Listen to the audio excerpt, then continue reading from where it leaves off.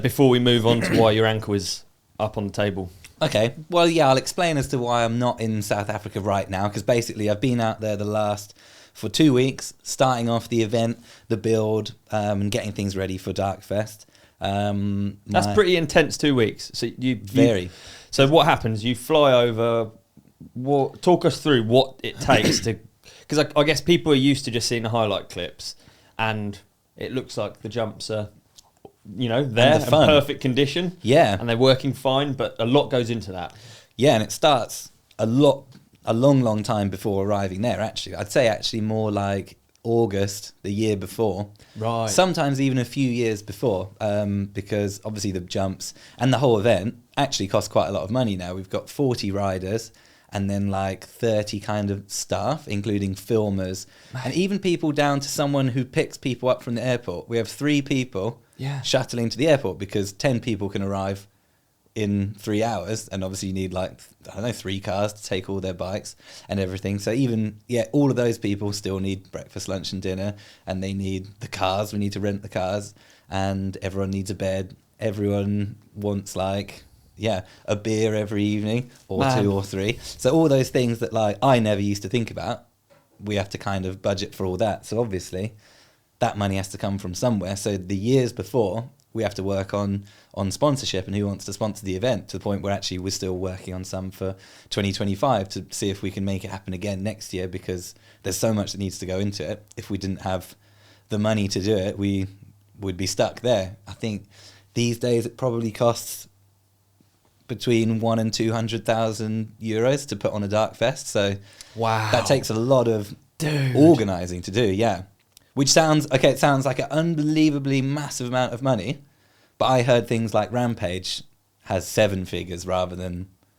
Well, I know they've got 7 figures. Yeah, it doesn't because you reach all over the world. Like some of the, I guess the test is whether your uncle's mate sends you a video of the biking as to whether it's a successful thing. So you got your uncle's mate, he's sending you Danny Mac, isn't he? Right? Yeah, absolutely. He's going to send you a Fabio Whitmer. Hopping along the way. Yeah, some big snow jumps. Yeah, he's going to send you a Rampage. Mm-hmm. And I tell you what, Uncle's mate's definitely going to send you. It's going to be a run of DarkFest. Especially a Tom Eistead 100-foot backflip, isn't it? Dude, yeah. So in that sense, 200 grand seems kind of a steal. Potentially, yeah. When something that good happens, thanks Eistead. Yeah, he went on the news for that one. So yeah, so everyone was very pleased with that.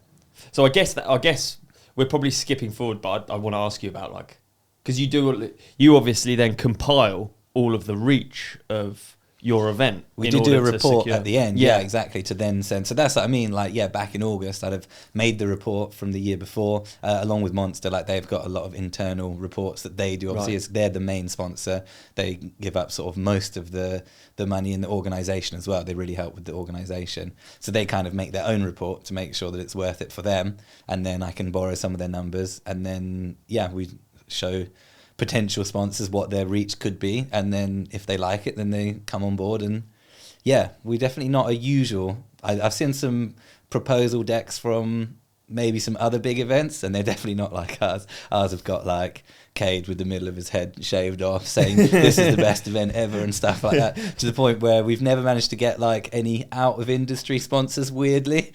But I did send it to someone who works with car brands, and he was like, yeah, you should probably take stuff out. Really? Yeah. Yeah, so I actually had to take that out.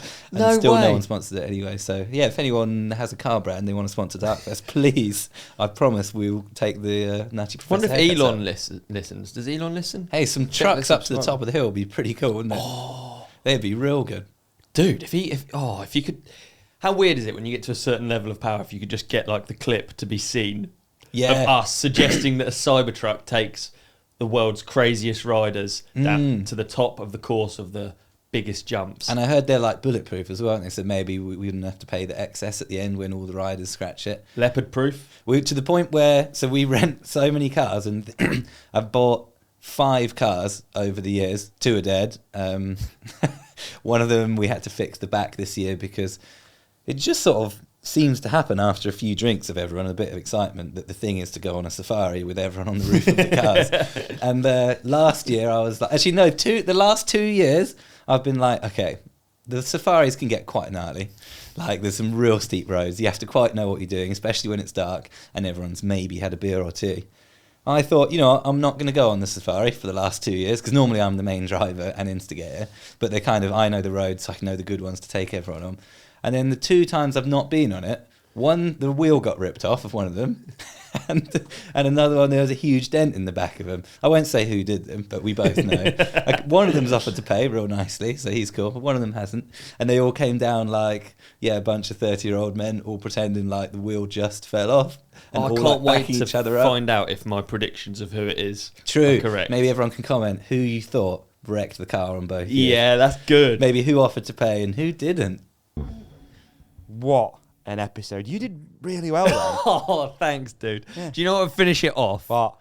If you could put some sort of link over my face. Yeah, I can do that. I could put Is a that video up on Ollie's face of an episode we think you'll love. Is it on now? There is a subscribe button here on this chair, and on my face, another video we think you'll love. Thank you. We appreciate you. There's nothing in the chair now. Subscribe.